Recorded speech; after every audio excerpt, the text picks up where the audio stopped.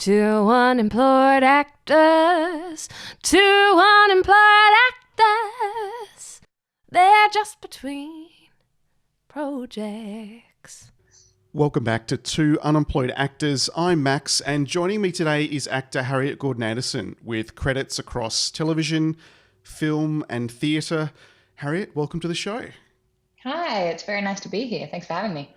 You're welcome. And why don't we start with your most recent role playing one of the world's best-known characters in Hamlet for the Bell Shakespeare Company here in Australia, because I actually went to both Sydney opening nights, which says it all really, the fact that there were two opening nights in, and it was a little strange with the pandemic in between, but you must feel like you were playing Hamlet for about 10 years. Yeah. Yeah, it does feel a bit like that. I'm sure that's something that a lot of your listeners can relate to. Time feels pretty warped looking back on roles over the last 3 years. It's hard to know, what went on in my memory. Because I remember talking to someone who was an artistic director for a theatre company saying, perhaps we should have like a plan B just in case this whole plague thing blows up. And that was the first conversation on the first opening night. And then, of course, it was, was it 2 weeks or a week in? And the whole world 12 went to shows. 12 yeah, shows. So just a couple of weeks into the season in 2020. Wow. And that was in March. And it was the 17th of March, I remember, when the Opera House closed and everything that was on at the Opera House closed on that day. We all got told, and we had to come in and pack up our stuff from the dressing rooms, clear them out and leave. Wow. So you found out on the day. It was pretty crazy. Luckily, I was working with a company that really took care of us, really put our well-being. I mean, it was such a crazy time. No one knew what to do, but we just all gathered in the Bell Shakespeare offices on that day and had some booze and talked about how brokenhearted we were and how good it was that we were brokenhearted, because that means that we were in love with the show we were doing, and that is something that we're going to need to hold on to while the lights are out in order to sort of be able to bring it back. And we knew we would be bringing it back, and that's great. I know that's not a privilege that some artists were able to enjoy. I know that some shows went dark entirely, and that's harrowing. But knowing that the company always wanted to bring it back, and that it had luckily already been reviewed and well received, so it was in that respect quite an easy show to bring back, because there was already a bit of hype and sort of warmth around the show. So coming back to it 2 years later, eventually, felt like a nice homecoming. Yeah. Well, when rehearsals start, do you get 4 weeks or is it 6 weeks for? It's 4 or 5. I get a bit confused. It is 2 years ago too, but I think it's 4 weeks. 4 weeks rehearsal in the room, and then we've got a week of tech, and then 4 previews, I think, and then or maybe 3. Gosh, and then opening night. Yeah, so it ends up being 5 weeks when you're continuing to work and change and alter things over the tech week. And were you living with it prior to rehearsal starting in the room? Or beg your pardon? Were you off book, for example, coming into rehearsals? Yeah, mostly. That I'm sure everyone's process is different, but it's obviously a very large play. It's a long play. There's a lot of text. It felt important to, at the very least, get all of the soliloquies down very confidently before stepping into the room, because that's an easy task to learn by yourself. And I was very familiar with the scene work, but you've got to sort of strike that balance, don't you, between knowing the words but not making any choices yet, or committing to any artistic kind of patterns before working with your fellow scene mates. So, I would say I was very, very, very familiar with the text before coming in. That just felt like a necessity, because 4 weeks is such a short time for such a big play. And I think too, to be able to free yourself up a little to focus on blocking, or to try things a bit differently and have a bit of fun with it, or change things up a little. You're probably that's a great point. Do that. Having something in your hands can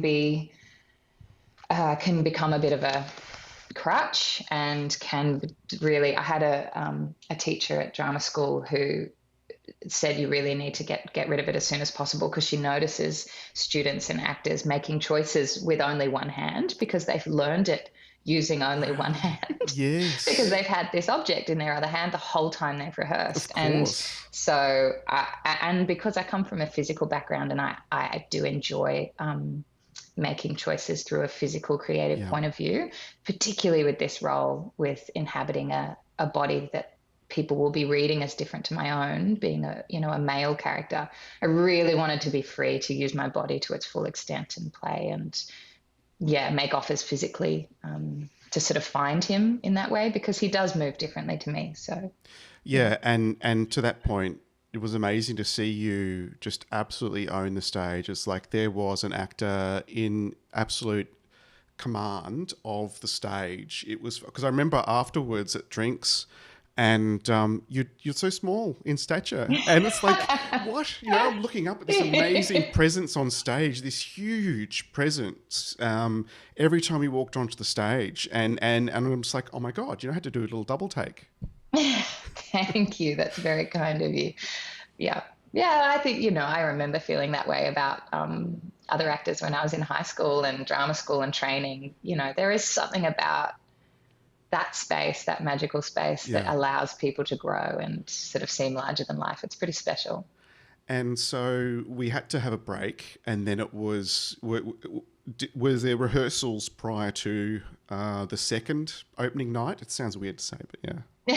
Oh, yeah. We tried 3 times, not just 2. Oh, really? To get this show up. Yeah, we did. So after the cancellation and the first Sydney lockdown, that was a prolonged period of time, obviously, of lockdown, the first one. And then things started easing. And remember, there was that sort of amazing window in maybe sort of March, April of 2021, where everything was lifted. The numbers were back to single figures, and things opened again. And I remember doing a different show in that window and it getting like sold out before it even opened. Like, people were so hungry for theatre. Yes. And then Delta hit.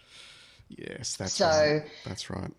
In July, we started rehearsals for the second time for Hamlet.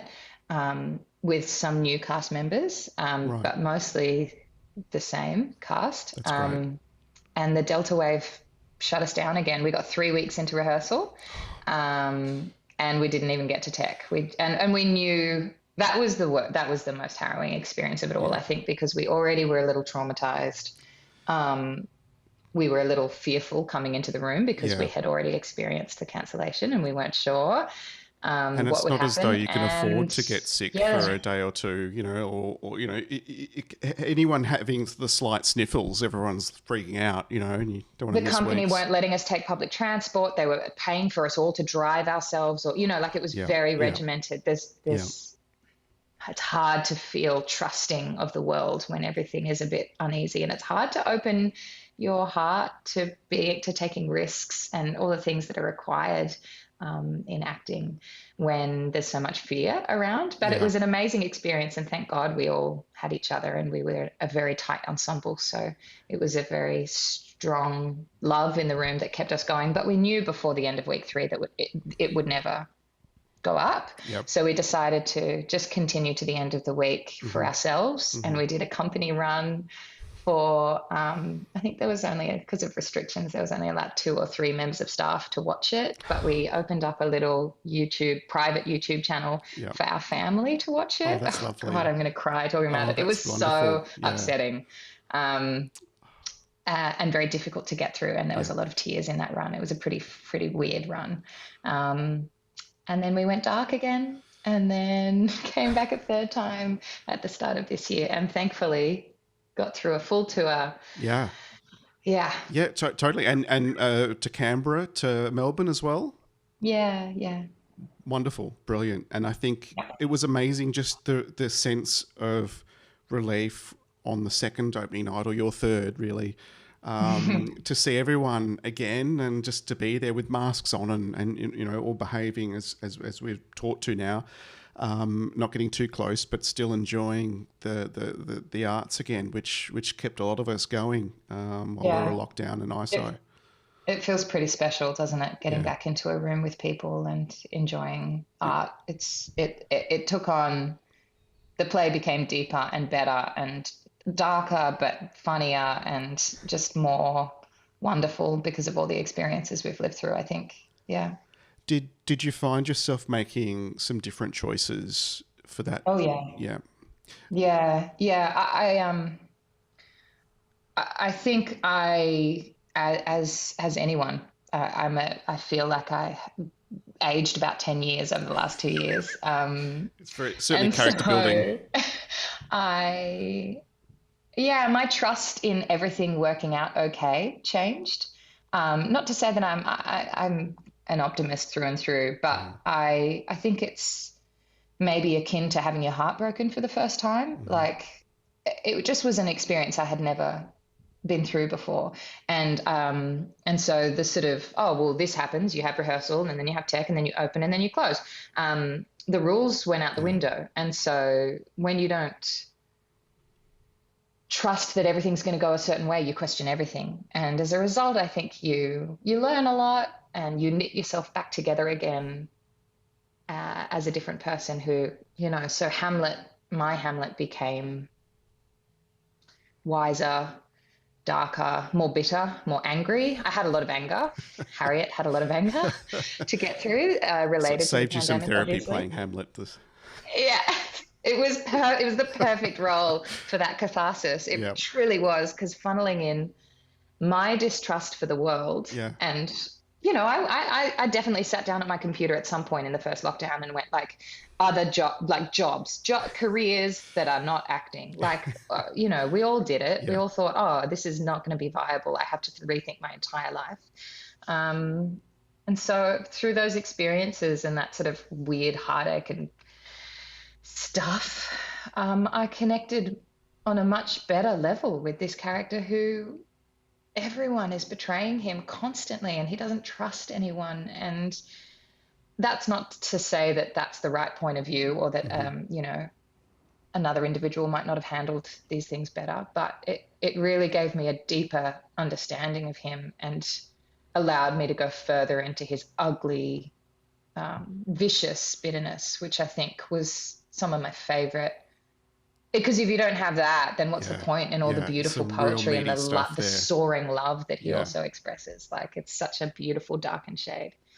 So it was cool. That's fantastic. And I guess technically too, like at the start of a production, because you got certainly some experience in the theatre and more than most, I'd say, and to be able to convey the same emotions at the end of the run as you were at the start, are you finding on that journey that you're choosing different substitutes or motivations to help convey that than you were, at the start? Yeah, that's something that was a great learning curve, because I have not, although I have played many characters who are heartbroken before. Yeah, I've had a lot of dead parents. And so I thought, this isn't new territory. I've had dead parents before in my professional imagination. But I've never had to do it for 3 months before every night, 8 times a week. Yeah, 8 shows a week. Yep. Yeah, so it is true that you can find an image that is incredibly palpable for you and that really has a strong emotional connection. But I think it's just a reality that after however many weeks or months, sometimes maybe it doesn't for some people, but sometimes I definitely, some nights I felt, that image isn't really sparking for me tonight. And I'm not, I'm not feeling myself well up in the way that I know I easily can in this scene or in this soliloquy. So it was an amazing masterclass in having a whole toolkit, I suppose, and thinking about things that were maybe more present in my life. Like, because we were on tour, I was away from my family, I was away from my friends and my partner, and other things and other images became more palpable to me than what I was using in rehearsals, for example. just to help sort of initial connections, because this character starts his first scene in tears, so it can be kind of tricky doing some of that work backstage in isolation and coming out with that quite hot energy, rather than once the play starts, it's a runaway train. It's so amazingly written. You just listen to your your scene partners, and they break your heart for you and they mend it for you, and you can just react to them. And as long as you're open and responding, then all of a sudden it's curtain. But like that first scene was very tricky after a while, like maintaining the, maintaining the sort of palpable image that helps you connect to the tragedy, I suppose. And your background, there's a lot of improv. In fact, you're teaching improv as well. Yeah. So it's like you've got one of the world's best known characters, and then you've got this improv background. I mean, are you able to stretch in perhaps choices you make in the rehearsal space and find yourself a bit freer because you've got improv background?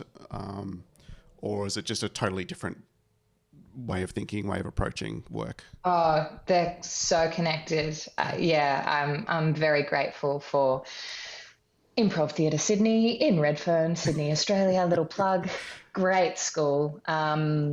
Because I'd done a fair bit of improvisation before I started teaching with them, but through other means, a lot of it just figuring it out with friends on our own, because we wanted to do it and we wanted to perform at uni and stuff and sketch comedy.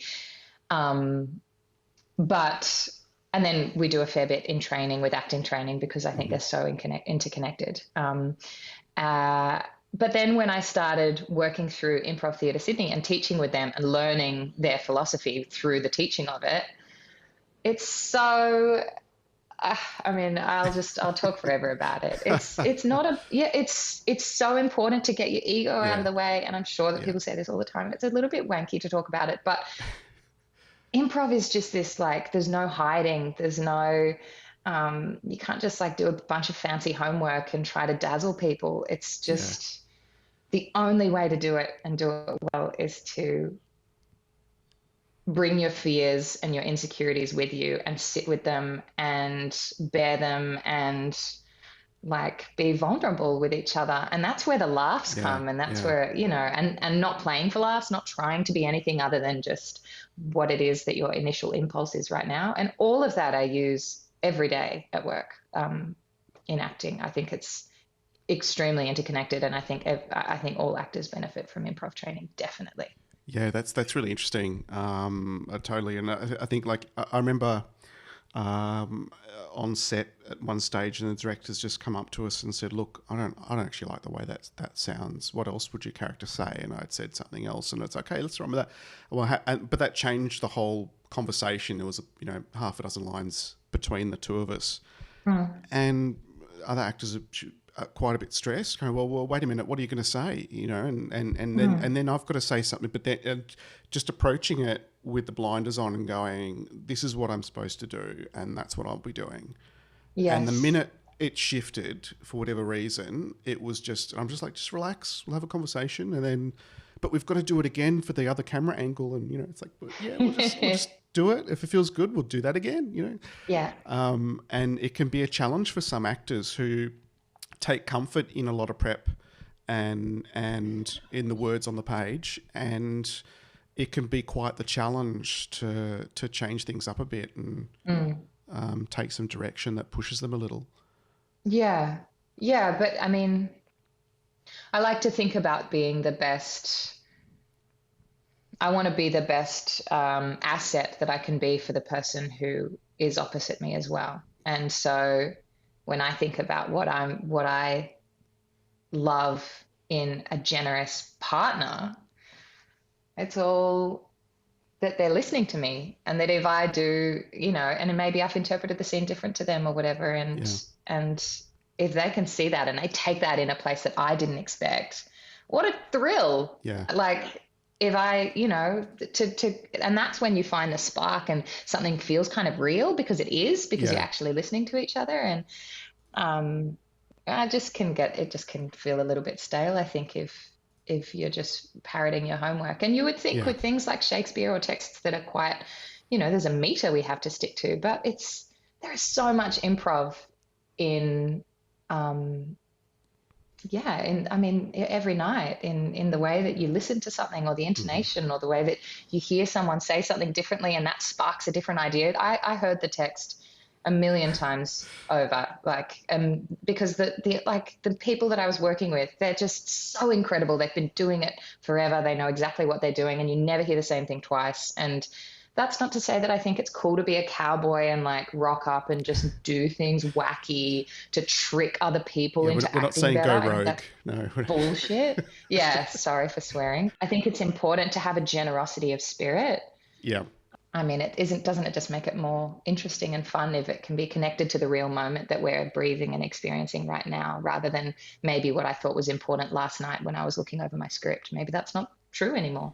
And that's really interesting that you mentioned your generosity. And I've found that people who come from or have improv as a large part of their background, where it's all about, you're giving something to that scene, and then someone else builds on that, and then you give something like that, that can really help frame that sort of generosity, that generosity of spirit that you talk about. It's really interesting.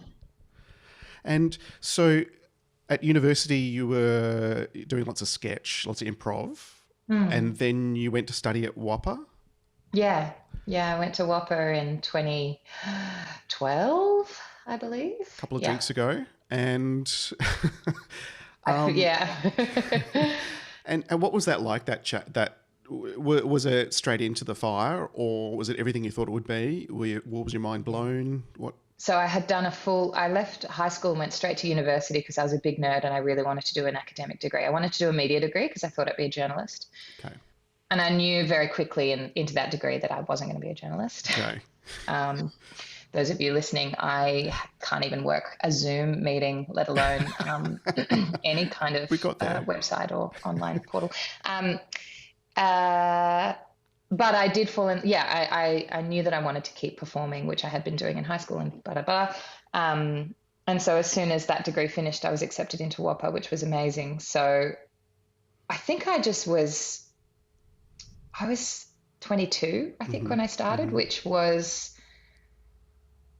in the older side of the students in my class. There were lots of school leavers. Yeah, we had 17-year-olds, some 18-year-olds, some 19-year-olds. I think it's very common in the major schools to be seeking young talent, and there's a lot of marketability in young graduates. Yeah. And I understand that from a business point of view, but I wouldn't do it any other way. I'm so grateful that I knew exactly where I wanted to be. I knew I wanted to be there. I worked so hard. I was able to, I had been living out of home already since I was 17. I was able to live in another state and not sort of, I don't know. I really threw myself into it. I did. And I had the most incredible time. I think it was like some of the best 3 years of my life. I really rep WAAPA. I think it was an incredible training. It felt important for me to get out of my hometown, which is Sydney, to go and fall on my ass, learn clowning, be bad at it, learn acrobatics, be bad at it. All of that stuff, so that I could become a more bold performer and be okay with failure, Whereas I didn't think personally that I would be able to have that robust relationship with trying things out and being risky if I had gone to school in a place where there's much more attention on not yet graduated people, which is crazy to me. If you're trying to be a fully formed performer, but while you're still in training, but also while having to balance the load of being a good family member and a good friend and a good partner. And all of that was, I was grateful that I could kind of just crawl into this hole in WA and come out 3 years later and be like, all right, I fucked up 100 times. I'm ready. That's great that you could. Honestly, go to WAAPA. It's the best. It's so good. Yeah. I mean, and you were able to bring some life experience there at 22 and really commit 100% to it. And you're living and breathing the craft for 3 years. Was it a challenge when you finished, or did you go straight into, you got an agent and work and all the rest of it? Yeah, I got lucky. It's always challenging. I don't remember, we call it showcase at WAAPA. It's probably the same in a lot of different, we sort of, we bring our scene work, our showcase to Sydney and to Melbourne. All right. And we have meetings with agents afterwards, and everyone's comparing notes, like how many people did you get to a meeting with? And it's so traumatic. Yeah. Like and we're all little babies. Yeah. Like we're all in our early to mid 20s. You're the business end. I remember trying to like fit myself into I didn't even know how to dress myself, and I'm trying to I've got like curled hair, and I'm all like trying to be like, hey, and it's like, that's not me. But I didn't.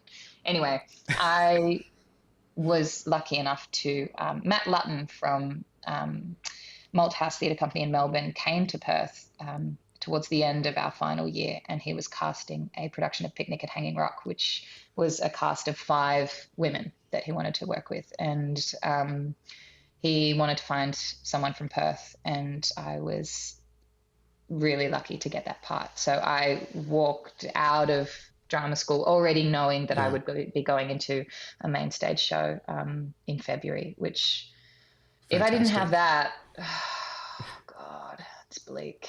It's bloody bleak. And look, that's the time where, it can be a challenge, because all of a sudden you're living and breathing for, 50 hours a week, or whatever the schedule's like. And then you're into the industry, and it's quite a shock. Yeah, and you've got all different people telling you different sets of advice, which is awesome. I'm so glad that there's so much advice out there, but it's so hard to know what's going to work for you. Right. And I guess it's just trial and error. As I said, I tried to be what I thought was marketable. Yeah. And it's only after starting to work and working with amazing legends who just I don't know, gave me perspective and made me feel comfortable in myself. I have also been very lucky to almost exclusively have professional experiences where I have felt that it is the best thing to be myself, and that that's a great thing to be, and that that's accepted. And anyway, that's great, because the lesson of learning to be yourself, and that is the most marketable thing, is one that maybe you just have to learn by trial and error till you feel comfortable with it. Because that's your point of difference, really. There's only one you, and if everyone's trying to be a certain type or a certain style or a certain whatever, if someone had told me, I would have been grateful. If someone had said that would have been great, maybe I would have. But I think I had to go through that so that I can feel the joy of being who knew that my first big sort of main stage lead role would be playing a bloke who I get to be in total control of who he is and how it's just me. And it's just thank God I don't have to.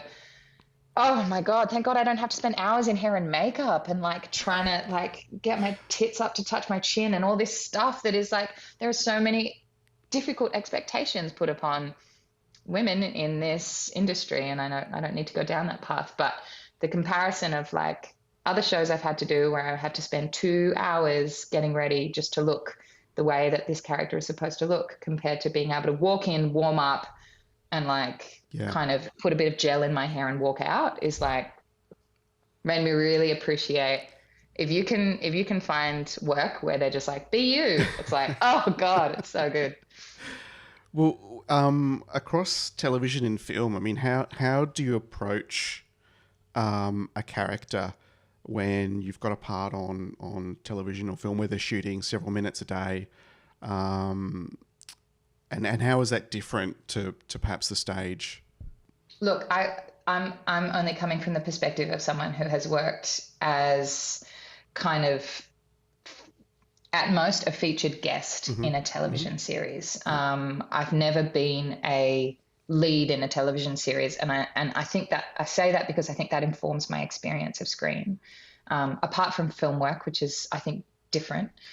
But in terms of television, as you said, in these long-running series especially, it can be really hard to know how you fit in, because everyone's got their community, they've got their way, they know where everything is, they're mates with the second AD, and it's it feels like you're crashing this party, and you perhaps weren't even invited. That's kind of how it feels sometimes. So Yeah, definitely as a new graduate, I found it really tricky to back myself and to like know I auditioned for this part and I am meant to be here, and I just have to look after myself and make sure I do the work that they have employed me to do and that to the standard that I want to do it. And I don't know, like be a good person and a nice person on set. And that's kind of it. Just do your job and be nice to everyone. And if you make friends, that's amazing. But I think I turned up thinking that because my experience in theatre is that you all become a family and you all become best friends and then you all hang out all the time. And it's just not the same in screen, particularly in television, unless you are part of, as I said, that core group and you're going along together. You're sort of in there for a couple of days a week for a period of months maybe, and then your character dies or gets pregnant or whatever it is, and leaves. So I can understand now that the leads, they can't be best friends with every single guest that walks onto set because they're going to leave again. So I think I wasted a lot of energy on set trying to be everyone's best friend, and it didn't serve my work, to be honest. Perhaps that comes down to confidence in yourself. And just taking care of yourself, allowing yourself some space to not be chatting all that. Like, give yourself some private space, whatever you need. I am often, I seem to be cast in tragedies a lot, so I'm often a character that needs to come in quite hot with a lot of emotion. Right. And unlike theatre, there's sometimes no rehearsal whatsoever, depending on which director you're working with. It's just expected that you auditioned for this, so you are able to entirely of your own accord generate that as soon as they say action. And so my advice to my younger self and to anyone who still feels a little bit like they don't know what they're doing on a set is you're there to work, and please be nice to everyone and be a good person, but also be nice and be a good person to yourself, which might mean, at least for me, it meant take some time and space for myself to prepare in whatever way I need to. It's great if you've got a trailer, and don't be afraid to be like, hey, really nice to meet you. Like, can't wait to work with you in our next scene or whatever. I'm just going to take a minute and do whatever it is you need to do to make sure the work is strong. And that's I think advice. Was my biggest challenge, just wanting to be everyone's best friend on set and then being like, oh God, I'm so tired. It's the end of the day, but I've been here since 6 and now it's my scene. And it's because you're often going to be waiting around a really long time and get really tired. Long days. I know, right? I know. That's hilarious. But fantastic advice. Yeah, that's really great. That's great to sort of have the courage to say, look, I need a minute, or just, park yourself somewhere quiet for a moment and get yourself organised, because no doubt they'll thank you when the scene works. So that's the thing, isn't it? That's sort of the job you're there to do, eh? Yeah. Well, what's next for you? Have you got anything on your bucket list that's coming up? I'm going to head back to Bell to do a little bit more Shakespeare, as if I hadn't had enough. I was going to say. It's coming around in a couple of weeks. We're going to start rehearsals for Bell Shakespeare finally has its own space down at Pier 2-3, and with that comes their own theatre, which they've never had. And while we were working on Hamlet, Pete and Jill and the team thought it would be nice to make a show, a sort of special little one-off that could sort of christen the new space. So we'll be working on that soon.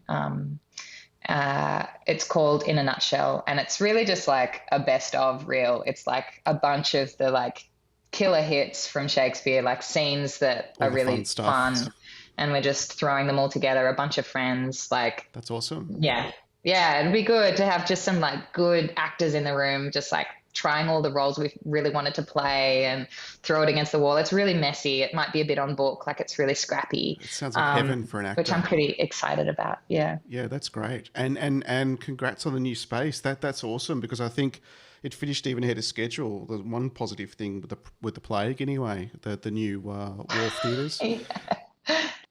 It'll be great fun to play with other actors on all the juicy bits from Shakespeare. That'd be great.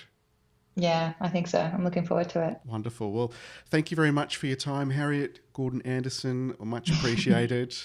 It's my pleasure, Max. Thanks for having me. You'll be listening to Two Unemployed Actors. Two unemployed actors.